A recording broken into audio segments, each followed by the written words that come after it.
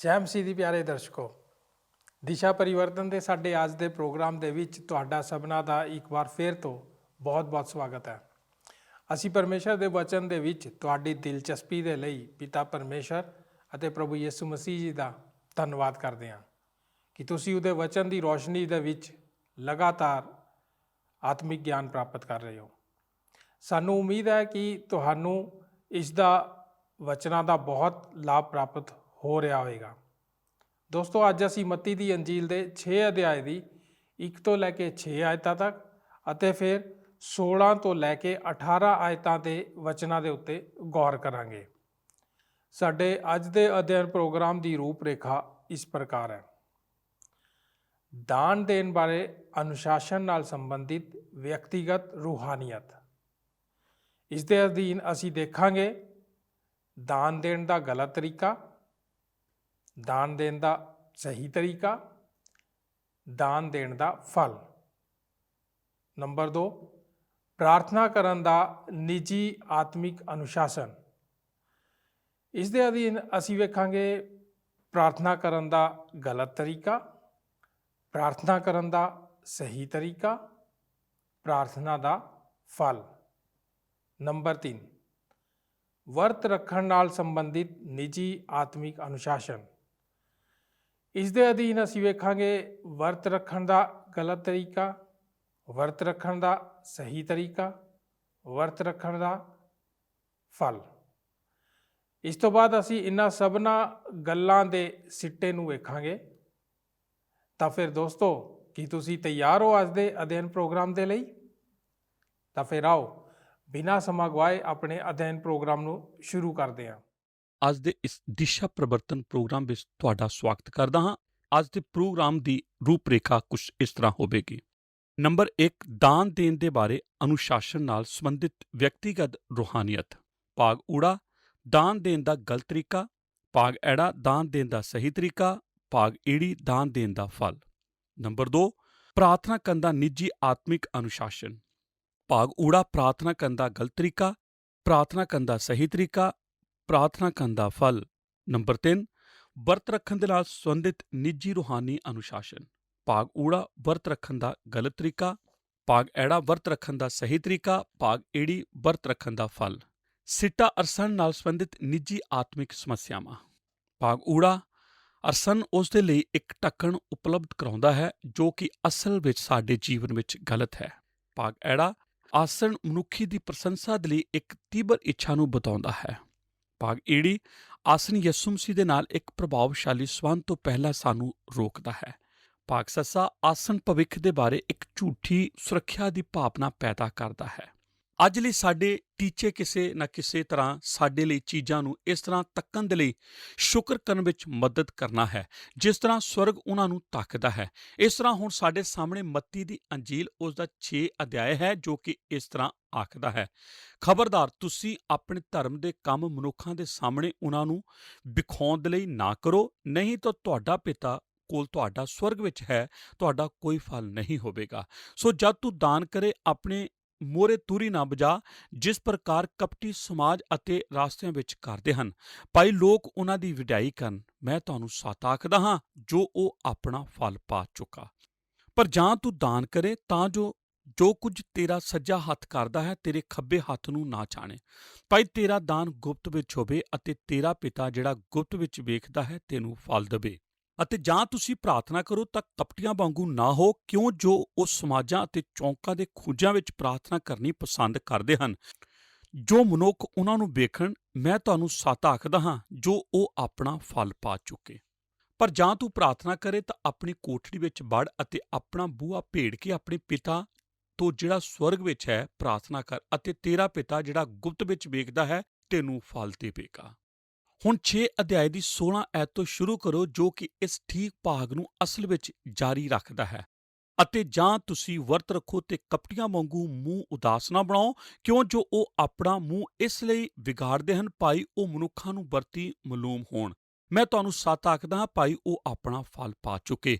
ਪਰ ਜਾਂ ਤੂੰ ਵਰਤ ਰੱਖੇ ਤਾਂ ਆਪਣੇ ਸਿਰ ਉੱਤੇ ਤੇਲ ਲਾ ਅਤੇ ਆਪਣਾ ਮੂੰਹ ਧੋ, ਤੂੰ ਮਨੁੱਖਾਂ ਨੂੰ ਨਹੀਂ ਪਰ ਆਪਣੇ ਪਿਤਾ ਨੂੰ ਜਿਹੜਾ ਗੁਪਤ ਵਿੱਚ ਹੈ ਵਰਤੀ ਮਲੂਨ ਹੋਵੇ, ਅਤੇ ਤੇਰਾ ਪਿਤਾ ਜਿਹੜਾ ਗੁਪਤ ਵਿੱਚ ਵੇਖਦਾ ਹੈ ਤੈਨੂੰ ਫਲ ਦੇਵੇਗਾ। ਸਾਡੇ ਪ੍ਰਭੂ ਦੇ ਇਹ ਵਚਨ ਹਨ। ਹੁਣ ਬਾਈਬਲ ਬਾਣੀ ਦਾ ਇਹ ਭਾਗ ਇੱਥੇ ਉਸ ਦੇ ਇਸ ਸੰਦੇਸ਼ ਵਿੱਚ ਇੱਕ ਸੰਖੇਪ ਵਿਖਿਆਨ ਦੇ ਨਾਲ ਆਰੰਭ ਹੁੰਦਾ ਹੈ। ਇਹ ਇੱਕ ਤਰ੍ਹਾਂ ਦੇ ਨਾਲ ਇਸ ਸੰਦੇਸ਼ ਦਾ ਮੁੱਖ ਵਿਚਾਰ ਠੀਕ ਸ਼ੁਰੂ ਵਿੱਚ ਪਾਇਆ ਜਾਂਦਾ ਜਾਪਦਾ ਹੈ, ਅਤੇ ਇਹ ਸੰਖੇਪ ਵਿਖਿਆਨ ਇਸ ਤਰ੍ਹਾਂ ਹੈ: ਖਬਰਦਾਰ ਕਿ ਆਪ ਆਪਣੇ ਧਰਮ ਦੇ ਕੰਮ ਮਨੁੱਖਾਂ ਦੇ ਸਾਹਮਣੇ ਉਹਨਾਂ ਦੇ ਦੁਆਰਾ ਖਿੱਚਣ ਦੇ ਲਈ ਨਾ ਕਰੋ। ਜੇਕਰ ਆਪ ਬਾਈਬਲ ਬਾਣੀ ਦੇ ਇਸ ਭਾਗ ਦੇ ਅਰਥ ਨੂੰ ਨਹੀਂ ਪਾ ਰਹੇ, ਤਦ ਮੈਂ ਆਪ ਦੇ ਲਈ ਇਸ ਨੂੰ ਅੰਗਿਆਨ ਪੀਟਰਸਨ ਦੇ ਅਨੁਵਾਦ ਵਿੱਚੋਂ ਆਪ ਲਈ ਪੜ੍ਹਦਾ ਹਾਂ। ਉਹ ਇਸ ਤਰ੍ਹਾਂ ਆਖਦਾ ਹੈ, ਖਾਸ ਤੌਰ ਤੇ ਸੁਚੇਤ ਰਹੋ ਜਦ ਆਪ ਨੇ ਨਾ ਕੀ ਬਣਨ ਦੀ ਕੋਸ਼ਿਸ਼ ਕਰ ਰਹੇ ਹੋਵੋ, ਤਾਂ ਕਿ ਆਪ ਇਸ ਦੇ ਵਿੱਚੋਂ ਕੋਈ ਦਿਖਾਵਾ ਨਾ ਕਰੋ। ਹੋ ਸਕਦਾ ਹੈ ਕਿ ਇਹ ਇੱਕ ਨੇਮ ਦਿਖਾਵਾ ਹੋਵੇ, ਪਰ ਉਹ ਪਰਮੇਸ਼ਰ ਜਿਸ ਨੇ ਆਪ ਨੂੰ ਰਚਿਆ ਸੀ ਉਹ ਇਸ ਦੀ ਪ੍ਰਸ਼ੰਸਾ ਨਹੀਂ ਕਰ ਰਿਹਾ ਹੋਵੇਗਾ। ਹੁਣ ਇਹ ਜੋ ਧਰਮ ਦੇ ਕੰਮ ਹਨ ਇਹ ਬਹੁਤ ਹੀ ਮਹਾਨ ਮਹੱਤਵ ਵਾਲੇ ਹਨ। ਪ੍ਰਾਰਥਨਾ ਕਰਨਾ, ਦਾਨ ਦੇਣਾ ਅਤੇ ਵਰਤ ਰੱਖਣਾ ਇਹ ਕੋਈ ਘਟੀਆ ਕਾਰਜ ਨਹੀਂ ਹਨ। ਉਹ ਤਾਂ ਇੱਕ ਤਰ੍ਹਾਂ ਦੇ ਨਾਲ ਸਵਰਗ ਦੀ ਕੁਰਸੀ ਦੀ ਤਰ੍ਹਾਂ ਹਨ, ਆਤਮਿਕ ਕੰਮਾਂ ਦੇ ਆਤਮਿਕ ਸਿੱਟੇ। ਪਰ ਸਾਨੂੰ ਬਾਈਬਲ ਬਾਣੀ ਦੇ ਭਾਗ ਦੇ ਠੀਕ ਆਰੰਭ ਵਿੱਚ ਚੇਤਾਵਨੀ ਦਿੱਤੀ ਗਈ ਹੈ ਕਿ ਸਾਨੂੰ ਬਹੁਤ ਹੀ ਸੁਚੇਤ ਹੋਣਾ ਪੈਣਾ ਹੈ। ਸਾਨੂੰ ਇਸ ਦੇ ਬਾਰੇ ਧਿਆਨ ਦੇਣਾ ਪੈਣਾ ਹੈ ਕਿ ਸਾਡੇ ਆਤਮਿਕ ਕੰਮ ਠੀਕ ਕਿਸਮ ਦੇ ਹੋਣ, ਉਹਨਾਂ ਦੇ ਵਿੱਚ ਕੋਈ ਵੀ ਫਰੇਬ ਨਾ ਹੋਵੇ, ਇਸ ਤਰ੍ਹਾਂ ਦਿਖਾਈ ਦਿੰਦਾ ਹੋਣ ਜੋ ਕਿ ਅਸਲ ਹੋਣ। ਫਿਰ ਵੀ ਉਹ ਤਾਂ ਫੋਕੀਆਂ ਗੱਲਾਂ ਹੀ ਹੋਣ। ਆਪ ਵਰਤ ਰੱਖ ਸਕਦੇ ਹੋ, ਪ੍ਰਾਰਥਨਾ ਕਰ ਸਕਦੇ ਹੋ ਅਤੇ ਜੋ ਕੁਝ ਵੀ ਚਾਹੋ ਆਪ ਦੇ ਸਕਦੇ ਹੋ, ਪਰ ਜੇਕਰ ਆਪ ਦਾ ਉਦੇਸ਼ ਗਲਤ ਹੈ ਤਦ ਇਹ ਉਸ ਕੁਰਸੀ ਦੇ ਵਿੱਚੋਂ ਇਸ ਦੀ ਸਾਰੀ ਕੀਮਤ ਨੂੰ ਕੱਢ ਦਿੰਦਾ ਹੈ, ਤਾਂ ਇਹ ਇੱਕ ਵਿਅਰਥ ਹੋ ਜਾਵੇ। ਅਸੀਂ ਇਹਨਾਂ ਕੰਮਾਂ ਨੂੰ ਮਨੁੱਖਾਂ ਦੇ ਸਾਹਮਣੇ ਕਰਨ ਤੋਂ ਨਹੀਂ ਰੋਕ ਸਕਦੇ। ਇਹ ਕੋਈ ਇਹੋ ਜਿਹਾ ਵਚਨ ਦਾ ਭਾਗ ਨਹੀਂ ਹੈ ਜੋ ਸਾਨੂੰ ਇਹ ਆਖਦਾ ਹੋਵੇ ਕਿ ਤੁਹਾਨੂੰ ਕਦੇ ਵੀ ਸਰਵਜਨਕ ਤੌਰ ਤੇ ਪ੍ਰਾਰਥਨਾ ਨਹੀਂ ਕਰਨੀ ਚਾਹੀਦੀ, ਜਾਂ ਫਿਰ ਆਪ ਨੂੰ ਕਦੇ ਵੀ ਸਰਵਜਨਕ ਤੌਰ ਤੇ ਕੋਈ ਦਾਨ ਕਦੇ ਵੀ ਨਹੀਂ ਦੇਣਾ ਚਾਹੀਦਾ, ਜਾਂ ਫਿਰ ਤੁਹਾਨੂੰ ਕਦੇ ਵੀ ਵਰਤ ਨਹੀਂ ਰੱਖਣਾ ਚਾਹੀਦਾ ਅਤੇ ਲੋਕਾਂ ਨੂੰ ਪਤਾ ਨਹੀਂ ਲੱਗ ਦੇਣਾ ਚਾਹੀਦਾ ਕਿ ਆਪ ਇਸ ਨੂੰ ਕਰ ਰਹੇ ਹੋ। ਬਲਕਿ ਇਹ ਤਾਂ ਸਭ ਉਦੇਸ਼ ਦੇ ਬਾਰੇ ਹੈ ਜੋ ਸਾਡੇ ਕਾਰ ਦੇ ਪਿੱਛੇ ਖੜਾ ਰਹਿੰਦਾ ਹੈ। ਇਹੋ ਹੀ ਹੈ ਜੋ ਸਭ ਇਸ ਨੂੰ ਭਿੰਨ ਬਣਾਉਂਦਾ ਹੈ। ਅਤੇ ਮੈਨੂੰ ਜ਼ਰੂਰ ਆਪ ਨੂੰ ਦੱਸਣਾ ਪੈਣਾ ਹੈ ਕਿ ਜਦੋਂ ਆਪ ਮਸੀਹੀ ਜੀਵਨ ਦੇ ਕਾਰਜਾਂ ਨੂੰ ਉਦੇਸ਼ ਦੇ ਖੇਤਰ ਤੋਂ ਪਰੇ ਲੈ ਜਾਂਦੇ ਹੋ ਤਦ ਇਹ ਬਹੁਤ ਹੀ ਕਠਿਨ ਹੋ ਜਾਂਦਾ ਹੈ। ਸਾਡੇ ਵਿੱਚੋਂ ਕਿੰਨੇ ਪੂਰੀ ਤਰ੍ਹਾਂ ਨਿਸ਼ਚਿੰਤ ਹੋ ਸਕਦੇ ਹਨ ਕਿ ਅਸੀਂ ਕਦੇ ਵੀ ਕੋਈ ਇੱਕ ਕਾਰਜ ਪਰਮੇਸ਼ਰ ਦੀ ਮਹਿਮਾ ਲਈ, ਪਰਮੇਸ਼ਰ ਦੇ ਰਾਜ ਦੇ ਵਾਸਤੇ ਕੀਤਾ ਹੈ ਜਿਸ ਦੇ ਪਿੱਛੇ ਪੂਰੀ ਤਰ੍ਹਾਂ ਨਿਰੋਲ ਉਦੇਸ਼ ਸ਼ਾਮਿਲ ਰਹੇ ਹੋਵੇ। ਕਦੇ-ਕਦੇ ਸਾਡੇ ਲਈ ਸਾਡੇ ਉਦੇਸ਼ਾਂ ਨੂੰ ਅਲੱਗ ਕਰਨਾ ਬਹੁਤ ਕਠਿਨ ਹੁੰਦਾ ਹੈ, ਅਤੇ ਫਿਰ ਯਿਸੂ ਜੀ ਸਾਨੂੰ ਇੱਥੇ ਕੁਝ ਸਪਸ਼ਟ ਹਦਾਇਤਾਂ ਦਿੰਦੇ ਹਨ। ਮੈਨੂੰ ਤੁਹਾਨੂੰ ਦੱਸਣਾ ਪੈਣਾ ਹੈ ਕਿ ਮੈਂ ਸਾਡੇ ਪ੍ਰਭੂ ਦੇ ਇੱਕ ਅਧਿਆਪਕ ਹੋਣ ਦੇ ਵਜੋਂ ਬਹੁਤ ਪ੍ਰਭਾਵਿਤ ਹਾਂ। ਮੈਂ ਉਸ ਨੂੰ ਆਪਣਾ ਅਧਿਆਪਕ ਵਜੋਂ ਗੌਰ ਕਰਨਾ ਪਸੰਦ ਕਰਦਾ ਹਾਂ। ਜੇਕਰ ਮੈਂ ਇਸ ਤਰ੍ਹਾਂ ਕਰ ਸਕਾਂ, ਉਹ ਇੱਕ ਮਹਾਨ ਅਧਿਆਪਕ ਹੈ। ਉਹ ਜੋ ਕਰਦਾ ਹੈ ਉਹ ਇਹ ਹੈ ਕਿ ਉਹ ਇੱਕ ਵਿਖਿਆਨ ਕਰਦਾ ਹੈ ਜੋ ਕਿ ਇੰਨਾ ਸ਼ਕਤੀਸ਼ਾਲੀ ਹੁੰਦਾ ਹੈ ਕਿ ਆਪ ਤਾਂ ਬਸ ਰੁਕ ਕੇ ਕੁਝ ਸਮੇਂ ਲਈ ਇਸ ਬਾਰੇ ਸੋਚਣਾ ਪਸੰਦ ਕਰੋਗੇ। ਪਰ ਜਦੋਂ ਆਪ ਇਸ ਦੇ ਬਾਰੇ ਸੋਚ ਰਹੇ ਹੋਵੋ ਤਦ ਉਹ ਆਖਦਾ ਹੈ, ਮੈਨੂੰ ਆਪ ਲਈ ਜੋ ਮੇਰੇ ਇਸ ਤੋਂ ਭਾਵ ਸੀ ਉਸ ਦਾ ਦ੍ਰਿਸ਼ਟਾਂਤ ਦੇਣ ਦੇ ਲਈ 3 ਉਦਾਹਰਨਾਂ ਦੇਣ ਦਿਓ। ਅਤੇ ਉਹ ਸਾਨੂੰ 3 ਉਦਾਹਰਨਾਂ ਦਿੰਦੇ ਹਨ ਜਿਨ੍ਹਾਂ ਦਾ ਸੰਖੇਪ 3 ਨਿੱਜੀ ਆਤਮਿਕ ਅਨੁਸ਼ਾਸਨ ਦੇ ਨਾਲ ਹੈ। ਨੰਬਰ 1, ਦਾਨ ਦੇਣ ਨਾਲ ਸੰਬੰਧਿਤ ਨਿੱਜੀ ਰੂਹਾਨੀ ਅਨੁਸ਼ਾਸਨ। ਗੌਰ ਕਰੋ, ਪ੍ਰਭੂ ਨੇ ਇਸ ਤਰ੍ਹਾਂ ਨਹੀਂ ਸੀ ਆਖਿਆ ਕਿ ਜੇਕਰ ਤੁਸੀਂ ਦਾਨ ਦਿੰਦੇ ਹੋ, ਬਲਕਿ ਜਦੋਂ ਤੁਸੀਂ ਦਾਨ ਦਿਓ, ਮੈਂ ਇੱਥੇ ਰੋਕ ਕੇ ਠੀਕ ਹੁਣੇ ਹੀ ਇਸ ਦੇ ਬਾਰੇ ਇੱਕ ਸੰਦੇਸ਼ ਦਾ ਪ੍ਰਚਾਰ ਕਰ ਸਕਦਾ ਹਾਂ। ਉਹ ਇਸ ਤਰ੍ਹਾਂ ਨਹੀਂ ਆਖ ਰਹੇ ਹਨ ਕਿ ਜੇਕਰ ਆਪ ਦਾਨ ਦੇਣ ਦਾ ਫੈਸਲਾ ਕਰਦੇ ਹੋ ਤਦ ਇਹ ਹੈ ਜੋ ਤੁਹਾਨੂੰ ਕਰਨਾ ਚਾਹੀਦਾ ਹੈ। ਇਹ ਤਾਂ ਪ੍ਰਭੂ ਦੇ ਵੱਲੋਂ ਇੱਕ ਧਾਰਨਾ ਹੈ ਕਿ ਦਾਨ ਦੇਣਾ ਉਸ ਦੇ ਸਾਰੇ ਬਾਲਕਾਂ ਦਾ ਉਹਨਾਂ ਦਾ ਆਤਮਿਕ ਅਨੁਸ਼ਾਸਨ ਦਾ ਇੱਕ ਭਾਗ ਹੈ। ਭਾਗ ਊੜਾ, ਦਾਨ ਦੇਣ ਦਾ ਗਲਤ ਤਰੀਕਾ। ਸਭ ਤੋਂ ਪਹਿਲਾਂ ਉਹ ਸਾਨੂੰ ਦੱਸਦੇ ਹਨ ਕਿ ਦਾਨ ਦੇਣ ਦਾ ਇੱਕ ਗਲਤ ਤਰੀਕਾ ਵੀ ਹੈ। ਪਿਛਲੀ ਵਾਰ ਇਹ ਕਦੋਂ ਸੀ ਜਦੋਂ ਆਪਨੇ ਆਪਣੀ ਕਲੀਸਿਆ ਵਿੱਚ ਦਾਨ ਦੇਣ ਦੇ ਬਾਰੇ ਇੱਕ ਗਲਤ ਤਰੀਕੇ ਬਾਰੇ ਕੁਝ ਸੰਦੇਸ਼ ਸੁਣਿਆ ਸੀ। ਇਹ ਠੀਕ ਇੱਥੇ ਹੈ ਜੋ ਉਹ ਆਖਦੇ ਹਨ, ਦਿਖਾਉਣ ਲਈ ਨਾ ਕਰੋ, ਨਹੀਂ ਤਾਂ ਤੁਹਾਡਾ ਪਿਤਾ ਕੋਲ ਤੁਹਾਡੇ ਜਿਹੜਾ ਸਵਰਗ ਵਿੱਚ ਹੈ ਤੁਹਾਡਾ ਕੋਈ ਫਲ ਨਹੀਂ ਹੋਵੇਗਾ। ਸੋ ਜਦ ਤੂੰ ਦਾਨ ਕਰੇ ਆਪਣੇ ਮੋਹਰੀ ਤੁਰੀ ਨਾ ਵਜਾ, ਜਿਸ ਤਰ੍ਹਾਂ ਕਪਟੀ ਸਮਾਜਾਂ ਅਤੇ ਰਾਸਤਿਆਂ ਵਿੱਚ ਕਰਦੇ ਹਨ ਤੇ ਲੋਕ ਉਹਨਾਂ ਦੀ ਵਡਿਆਈ ਕਰਦੇ ਹਨ। ਮੈਂ ਤੁਹਾਨੂੰ ਸੱਚ ਆਖਦਾ ਵੀ ਹਾਂ, ਉਹ ਆਪਣਾ ਫਲ ਪਾ ਚੁੱਕੇ। ਯਿਸੂ ਜੀ ਆਖਦੇ ਹਨ ਕਿ ਦਾਨ ਦੇਣ ਦਾ ਗਲਤ ਤਰੀਕਾ ਇਸ ਨੂੰ ਇਸ ਵਿਖਾਵੇ ਦੇ ਨਾਲ ਕਰਨਾ ਹੈ ਕਿ ਆਪ ਪਰਮੇਸ਼ਰ ਨੂੰ ਦਾਨ ਦੇਣ ਲਈ ਕਰ ਰਹੇ ਹੋ ਜਾਂ ਪਰਮੇਸ਼ਰ ਨੂੰ ਦੇ ਰਹੇ ਹੋ, ਜਦੋਂ ਕਿ ਅਸਲ ਵਿੱਚ ਆਪ ਤੇ ਲੋਕਾਂ ਨੂੰ ਪ੍ਰਭਾਵਿਤ ਕਰਨ ਦੇ ਲਈ ਇਹ ਸਭ ਕੁਝ ਕਰ ਰਹੇ ਹੋ। ਅਤੇ ਉਹ ਇੱਥੇ ਇੱਕ ਦ੍ਰਿਸ਼ਟਾਂਤ ਦਾ ਇਸਤੇਮਾਲ ਕਰਦੇ ਹਨ ਜੋ ਕਿ ਮੇਰੇ ਲਈ ਸਭ ਤੋਂ ਵੱਧ ਰੋਚਕ ਹੈ। ਉਹ ਆਖਦੇ ਹਨ ਕਿ ਕਪਟੀਆਂ ਦੇ ਦਾਨ ਦੇ ਵਿੱਚ, ਅਤੇ ਮੈਂ ਸੋਚਦਾ ਹਾਂ ਕਿ ਉਹ ਇੱਥੇ ਫਰੀਸੀਆਂ ਦੇ ਬਾਰੇ ਗੱਲਬਾਤ ਕਰ ਰਹੇ ਹਨ। ਉਹਨਾਂ ਦੇ ਵਿੱਚ ਇਹ ਰੀਤ ਪਾਈ ਜਾਂਦੀ ਸੀ ਜੋ ਕਿ ਸਾਡੇ ਪ੍ਰਭੂ ਲਈ ਬਹੁਤ ਹੀ ਘਿਰਣਿਤ ਸੀ, ਅਤੇ ਇਹ ਸਾਡੇ ਵਿੱਚੋਂ ਕਿਸੇ ਲਈ ਵੀ ਇਸ ਤਰ੍ਹਾਂ ਹੋਣਾ ਨਹੀਂ ਚਾਹੀਦੀ। ਇਹ ਹੈ ਜੋ ਕਿ ਅਸਲ ਵਿੱਚ ਵਰਪਿਆ ਸੀ। ਹੈਕਲ ਵਿੱਚ ਔਰਤਾਂ ਦੇ ਬੈਠਣ ਦੇ ਸਥਾਨ ਵਿੱਚ ਉੱਥੇ 13 ਭਾਂਡੇ ਹੁੰਦੇ ਸਨ, ਜਿੱਥੇ ਕਿ ਦਾਨ ਲੋਕਾਂ ਦੇ ਦੁਆਰਾ ਜਦੋਂ ਹੈਕਲ ਵਿੱਚ ਆਉਂਦੇ ਸਨ ਦਿੱਤੇ ਜਾਂਦੇ ਸਨ। ਇਹ ਭਾਂਡੇ ਤਾਂ ਬਹੁਤ ਹੀ ਵੱਡੇ ਸਨ ਅਤੇ ਉਹਨਾਂ ਦੇ ਢੱਕਣ ਕੀਪ ਦੀ ਤਰ੍ਹਾਂ ਹੁੰਦੇ ਸਨ, ਅਤੇ ਉਹ ਇੱਕ ਤਰ੍ਹਾਂ ਦੇ ਨਾਲ ਪੁਰਾਣੇ ਲਾਊਡ ਸਪੀਕਰ ਦੀ ਤਰ੍ਹਾਂ ਦਿਖਾਈ ਦਿੰਦੇ ਸਨ, ਅਤੇ ਉਹ ਸਾਰੇ ਵਿਹੜੇ ਦੇ ਵਿੱਚ ਉਹ 13 ਪਾਏ ਜਾਂਦੇ ਸਨ।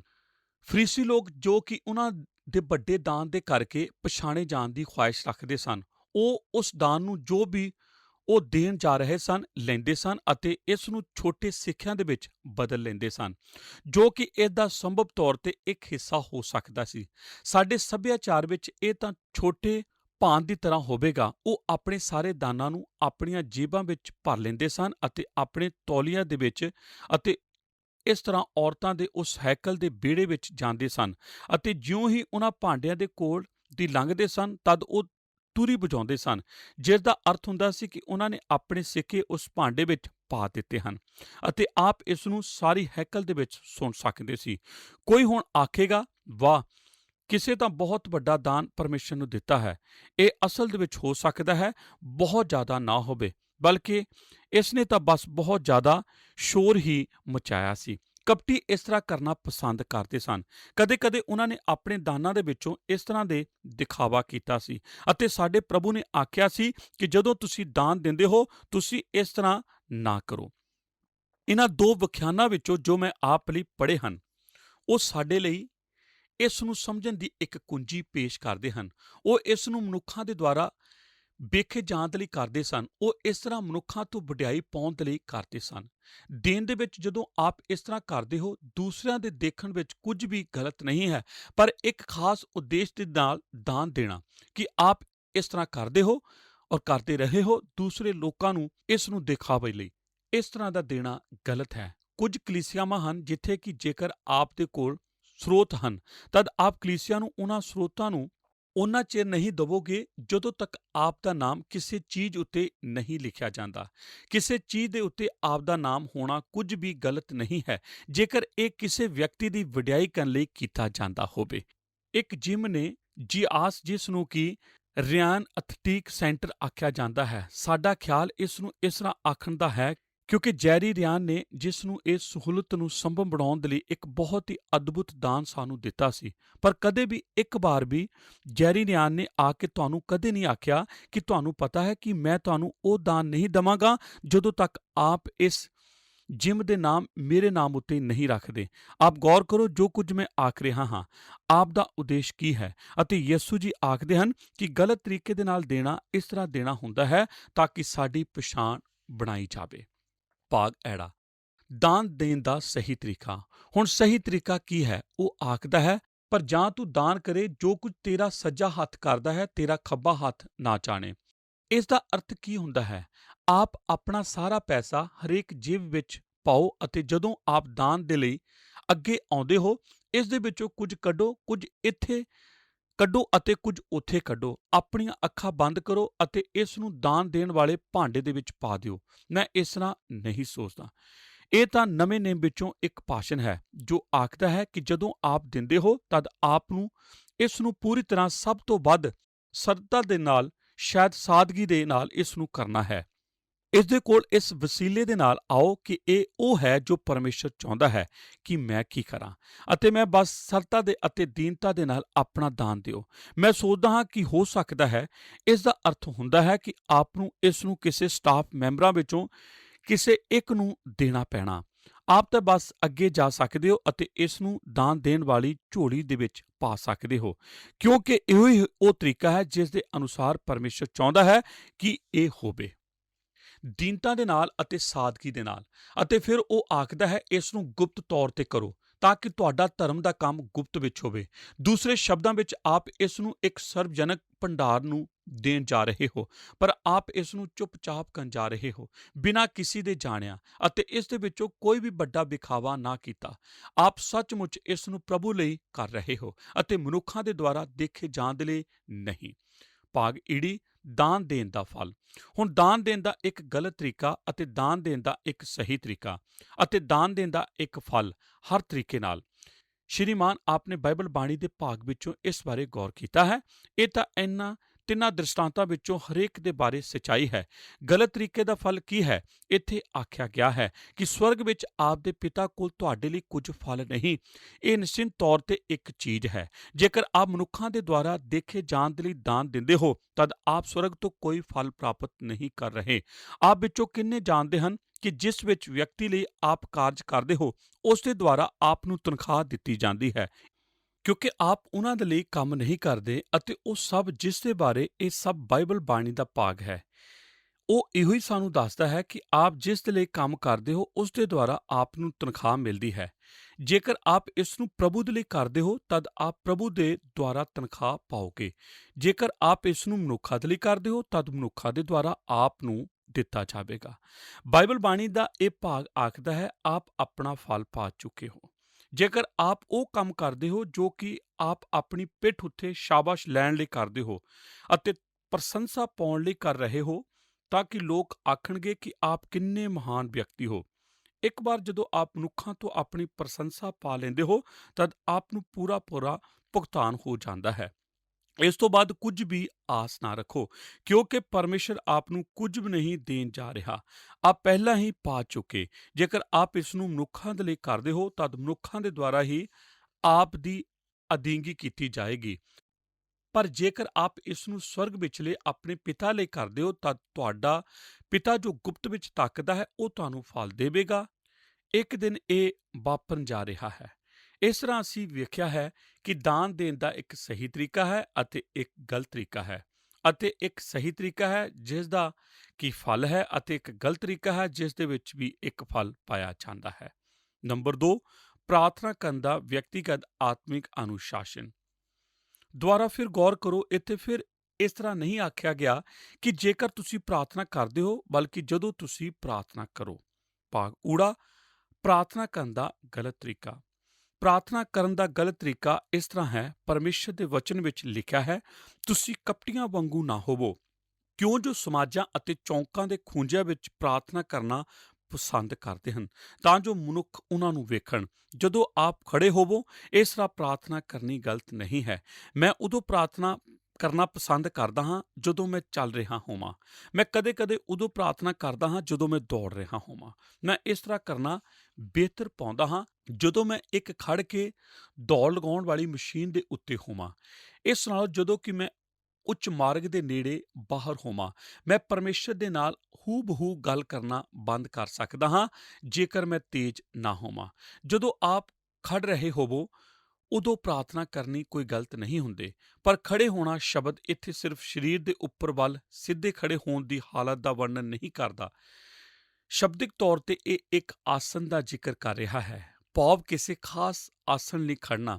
ਕੀ ਆਪਨੇ ਕਦੇ ਕਿਸੇ ਨੂੰ ਇੱਕ ਖਾਸ ਤਰ੍ਹਾਂ ਦੀ ਪੋਜੀਸ਼ਨ ਵਿੱਚ ਖੜਦੇ ਵੇਖਿਆ ਹੈ ਜਦੋਂ ਉਹ ਪ੍ਰਾਰਥਨਾ ਕਰਦੇ ਹਨ? ਮੈਂ ਇਸ ਕਰਕੇ ਇਸ ਬਾਰੇ ਗੱਲ ਨਹੀਂ ਕਰਦਾ, ਕਿਉਂਕਿ ਇਹ ਤਾਂ ਨਿਰਾਸ਼ ਹੋਣਾ ਹੀ ਹੋਵੇਗਾ।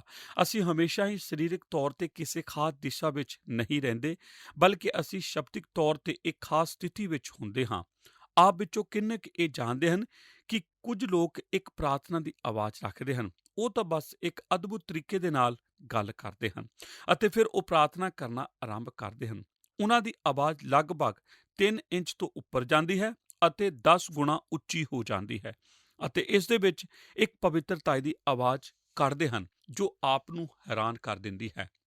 ਉਹ ਕੌਣ ਹੈ? ਉਹ ਇੱਕ ਖਾਸ ਹਾਲਾਤ ਬਣਾਉਂਦੇ ਹਨ ਅਤੇ ਉਹ ਇੱਕ ਖਾਸ ਆਸਨ ਦੇ ਵਿੱਚ ਹੋਣ ਦਾ ਦਿਖਾਵਾ ਕਰਦੇ ਹਨ। ਕਈ ਵਾਰ ਜਦੋਂ ਪ੍ਰਾਰਥਨਾ ਕੀਤੀਆਂ ਜਾਂਦੀਆਂ ਹਨ, ਉਹ ਪਰਮੇਸ਼ਰ ਦੇ ਲਈ ਨਹੀਂ ਹੁੰਦੀਆਂ, ਬਲਕਿ ਲੋਕਾਂ ਦੇ ਲਈ ਜੋ ਕਿ ਉਸ ਪ੍ਰਾਰਥਨਾ ਨੂੰ ਸੁਣ ਰਹੇ ਹੁੰਦੇ ਹਨ। ਕੀ ਆਪ ਇਸ ਨੂੰ ਵੇਖਣਾ ਚਾਹੁੰਦੇ ਹੋ?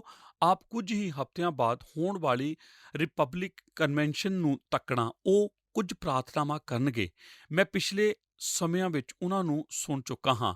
ਉਹਨਾਂ ਪ੍ਰਾਰਥਨਾ ਵਿੱਚ ਇੱਕ ਏਜੰਡਾ ਹੁੰਦਾ ਹੈ। ਇਸ ਤਰ੍ਹਾਂ ਉਹ ਪ੍ਰਾਰਥਨਾ ਪਰਮੇਸ਼ਰ ਲਈ ਨਹੀਂ ਹੁੰਦੀ, ਉਹ ਪ੍ਰਾਰਥਨਾ ਤਾਂ ਉਹਨਾਂ ਲੋਕਾਂ ਲਈ ਹੁੰਦੀ ਹੈ ਜੋ ਉੱਥੇ ਮੌਜੂਦ ਹੁੰਦੇ ਹਨ। ਇਹ ਤਾਂ ਉਸ ਵੇਲੇ ਮੰਚ ਉੱਤੇ ਖੜ੍ਹੇ ਹੋ ਕੇ ਭਾਸ਼ਣ ਦੇਣ ਦੀ ਤਰ੍ਹਾਂ ਹੀ ਹੋਰ ਮੌਕੇ ਹੁੰਦੇ ਹਨ।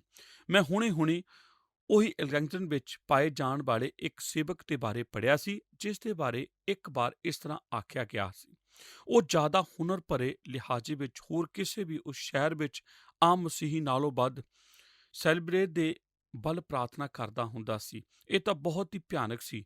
ਮੈਂ ਤਾਂ ਕਲੀਸਿਆ ਵੱਲ ਵੀ ਪ੍ਰਾਰਥਨਾ ਕਰਨ ਦੀ ਖੁਆਇਸ਼ ਨਹੀਂ ਰੱਖਦਾ। ਮੈਂ ਜਾਣਦਾ ਹਾਂ ਕਿ ਕਲੀਸਿਆ ਜਦੋਂ ਮੈਂ ਪ੍ਰਾਰਥਨਾ ਕਰਦਾ ਹਾਂ ਤਦ ਮੈਨੂੰ ਸੁਣਦੀ ਹੈ, ਪਰ ਮੇਰੀ ਇਹ ਪ੍ਰਾਰਥਨਾ ਪਰਮੇਸ਼ਰ ਵੱਲ ਹੋਣੀ ਚਾਹੀਦੀ ਹੈ।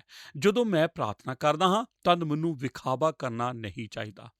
ਤੁਹਾਡੀਆਂ ਪ੍ਰਾਰਥਨਾਵਾਂ ਸੱਚੀਆਂ ਅਤੇ ਅਸਲ ਹੋਣ ਅਤੇ ਠੀਕ ਤੁਹਾਡੇ ਦਿਲ ਤੋਂ, ਉਸ ਭਾਸ਼ਾ ਦੇ ਵਿੱਚ ਜਿਸ ਭਾਸ਼ਾ ਦੇ ਵਿੱਚ ਆਪ ਆਪਣੇ ਕਿਸੇ ਹੋਰ ਦੋਸਤ ਨਾਲ ਆਦਰ ਅਤੇ ਸੇਵਾ ਭਾਵਨਾ ਦੇ ਨਾਲ ਗੱਲ ਕਰਦੇ ਹੋ। ਭਾਗ ਐੜਾ ਪ੍ਰਾਰਥਨਾ ਕਰਨ ਦਾ ਸਹੀ ਤਰੀਕਾ।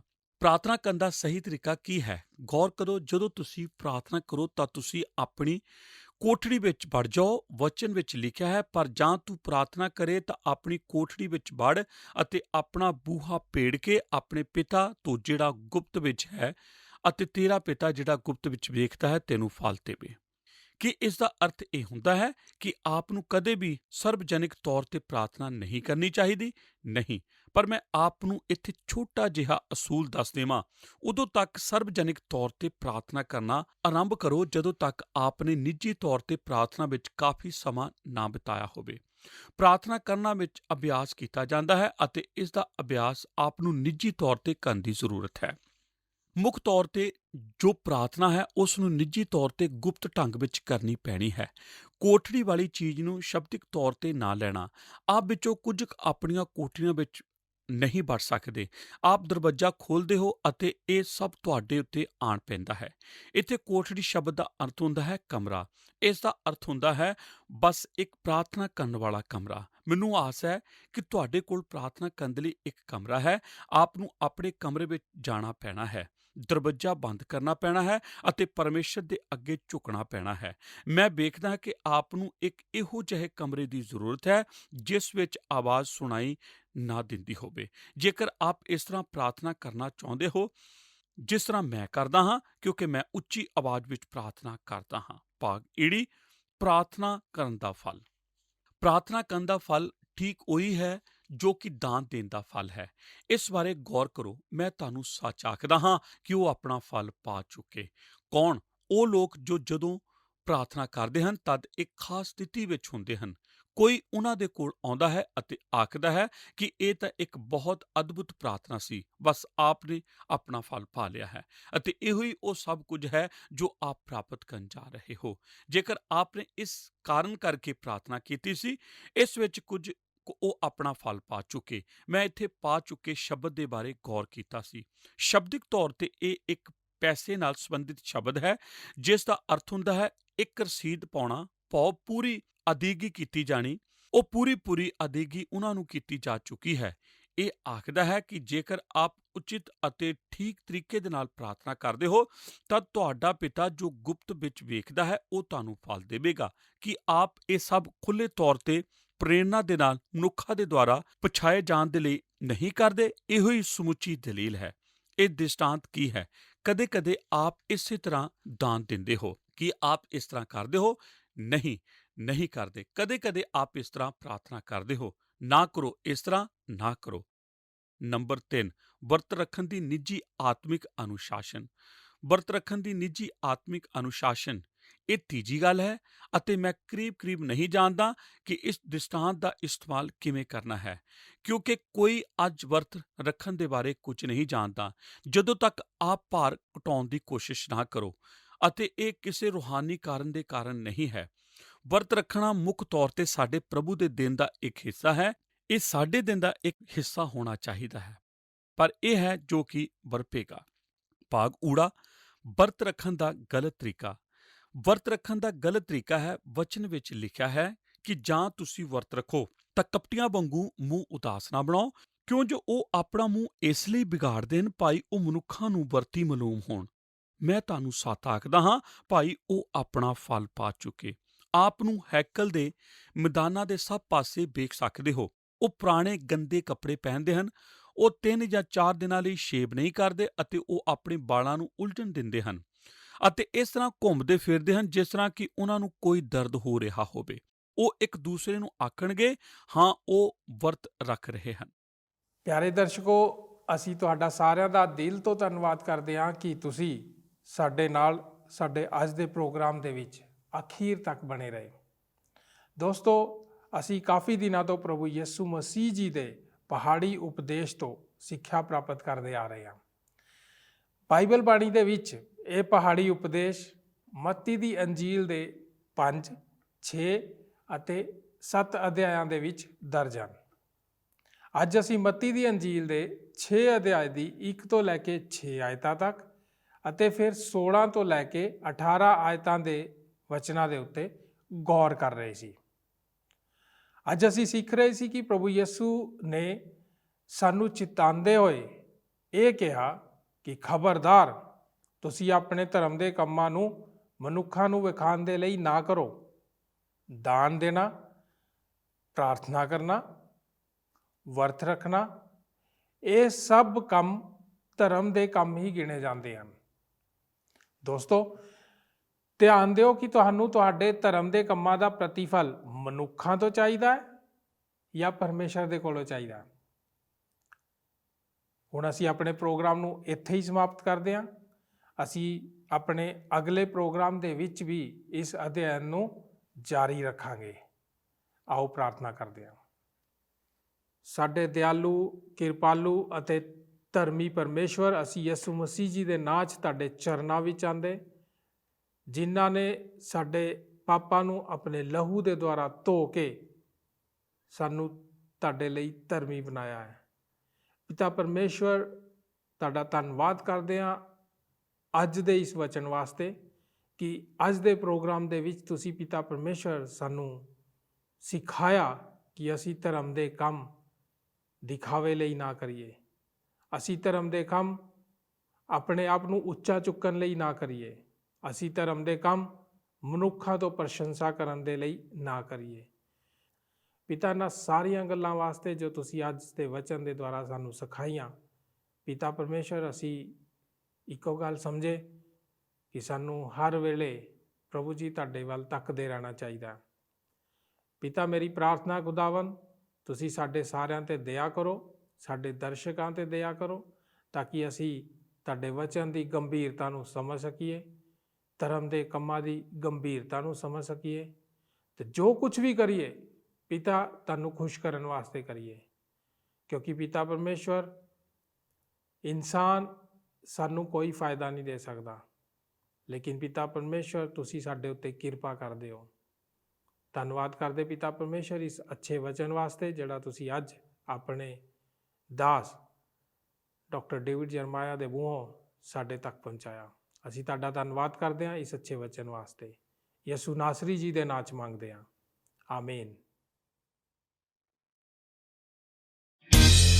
ਕੀ ਤੁਹਾਨੂੰ ਇਹ ਪ੍ਰੋਗਰਾਮ ਪਸੰਦ ਆਇਆ?